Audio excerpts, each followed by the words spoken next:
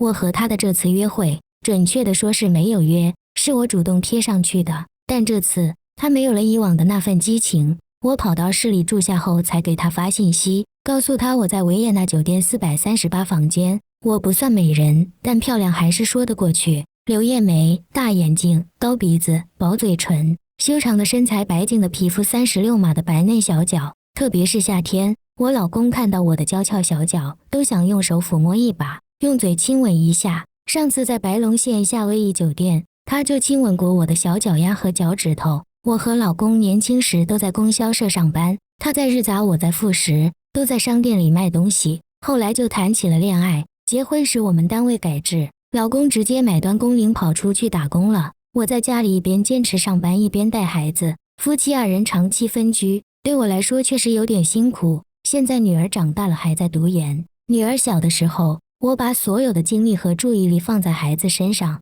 现在成年了，有自己的世界了，渴望自主，能有属于她自己的生活空间，很烦我的唠唠叨叨，孩子嫌弃，丈夫又不在身边，我就产生了一种失落感。40多岁的女人说老也还很年轻，说年轻吧，又已经40多岁了，一个人在家，内心十分空虚孤独，有时也寂寞难耐，就想寻找别的感情寄托。一个偶然的机会，我玩了微信，没想到一玩还玩出了花样，把自己玩得遍体鳞伤。刚开始玩微信，是在网上看文章，看得多了就自己也写点风花雪月之类的小随笔，投给公众号发表后，尽管没有稿费，但也是很开心的。有一次，是作协和家乡3县镇联合举办了一次文学作品征文大赛，我写了一篇小散文《豆腐》，没成想还获得了3等奖，我简直欣喜若狂，有点飘飘然。参加颁奖典礼时，我将自己精心打扮一番，描眉、画口红，穿粉红色淡雅连衣长裙，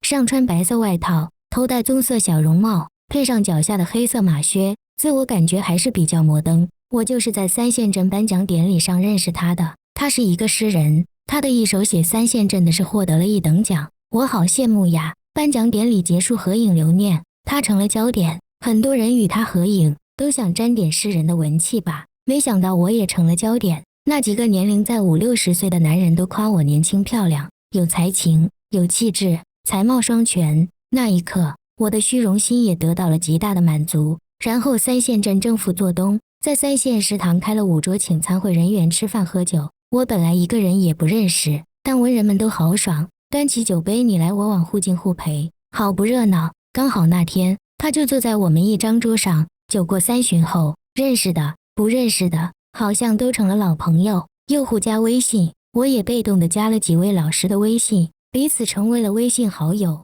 我当时也没在意，加就加了，加过也就聊过，没有主动和老师们聊过天，生活一如既往，百无聊赖中还是写点风花雪月、卿卿我我之类的小文章，聊以自慰。有一天打开微信，弹出一条信息：你好美女，最近有什么新作？我一看是一个网名叫随缘的人发来的，但我不知道这人是谁，就问了一句：你是谁呀？随缘发来一张那天参加颁奖典礼的合影照片，然后说：你猜猜我是谁？我隐隐约约猜到了他是谁，可能就是那位获奖诗人，但我也不知道他到底叫什么名字，就没说出来，还是回了一句：不知道呀。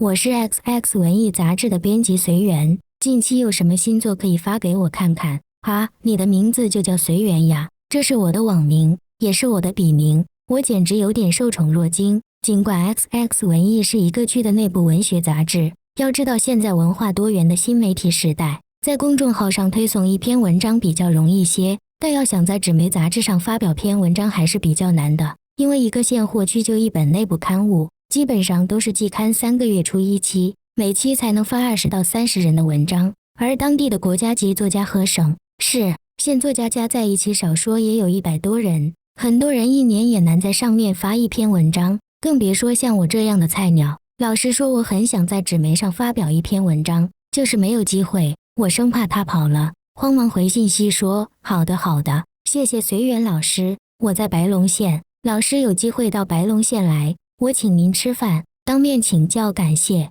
他发过来一个笑脸加1朵玫瑰。从那以后我们2人就经常聊几句天，我有什么习作也发给他看看，他看似轻描淡写的指点2句，但我认为他都说在点上，慢慢的我也就有意无意的想起他，渐渐的对他产生了依赖，甚至是盼着他来信息。信息说什么不重要，只要是他来的信息都开心。我把他当成了蓝颜知己，他成了我的精神寄托，双方的聊天内容也越来越亲密，就像一对情侣。男女之间的聊天难免暧昧，从文字到视频都有点无所顾忌了。他把什么人生这么短暂，喜欢就要相互纠缠。听天气预报说今天你那里会潮湿都发来了，有时被他缠得没办法。视频聊天的时候，我也按他的要求掀起过自己的衣服让他看胸罩，也让他看我修长的腿、白嫩的脚。聊天时我也面红耳赤，羞涩的同时感官上也得到了些许的满足。我当时还在想，这也许就是人们所说的第二春吧。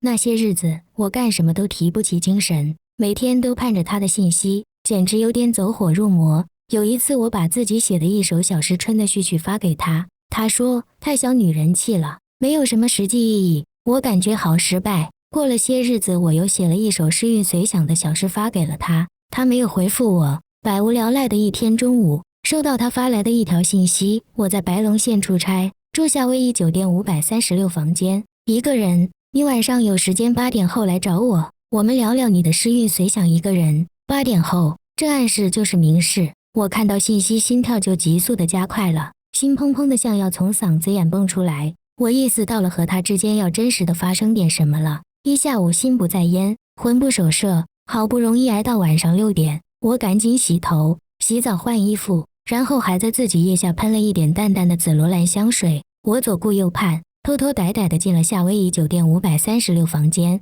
就被他粗野的一把抱住，嘴也直接就对准我的嘴巴狂吻起来。什么诗歌啊，文章啊，都被丢到了瓜果园。他一边亲我一边解我的衣扣，我心里知道不能这样，但身体上还是不自觉地迎合他。说实话，老公走了5个多月了，我也十分的渴望。第二天蒙蒙亮，我就像做贼一样回到了自己家中。这时开始感到恐慌了，一是没有做任何安全措施，万一他有病咋办？二是也有些悔恨，我为何会背叛爱我的老公呢？老公在外辛苦打拼，我却在家偷情，晚上辗转反侧难以入睡。但难以入睡也不全是自责，更多的却是回味和再渴望。但他回去后再也没有主动给我发过信息，我给他发信息，他也是心不在焉的回一下。我们女人就是一个奇怪的动物，男人攻克女人的第一次很难，但一旦被攻克，女人就会对这个男人更加的依恋。所以我总是站在他的角度替他考虑。我想他可能是忙吧，我甚至想到他是不是不好意思，有些羞涩呀。想到这里，我的内心产生了一种冲动，我要主动些，我要到市里去。过了1个月，我收到了2本 XX 文艺杂志，我的诗歌诗韵随想发表了，我特别兴奋，想到我要去当面再感谢他。我没有提前告诉他我要去市里见他，我想给他一个惊喜，所以就悄悄地到市里住下后才给他发信息说我住在维也纳酒店438房间。他是6点多到的，进门他就问我你咋来了？这市里我熟人太多，要是有人看到了就不好了。我还调皮地说我想你了，来感谢你给我修改诗歌。温柔过后，他说单位晚上还要加班很晚，就不过来了。我很失落、沮丧，甚至有点生气。他走后，我也退房打的回到了白龙县家中，愤愤地发誓再也不主动给他发信息了。我就这样煎熬了1个星期，没有给他发信息，也没有接到他的信息。又过了1个星期，我实在忍不住了，就给他写了一条信息，你还好吗？试了几试，鼓足勇气发了出去，消息的前面一个大大的红色惊叹号。他开启了朋友验证，你还不是他的好友，请先发送朋友验证请求，对方验证通过后才能聊天。发送朋友验证，我像挨了当头一棒，头嗡嗡的要炸开一样。他把我拉黑了，我的生活一下子陷入了一种混乱的状态。我无数次在内心里呐喊，为什么？为什么？得到的只有1个字，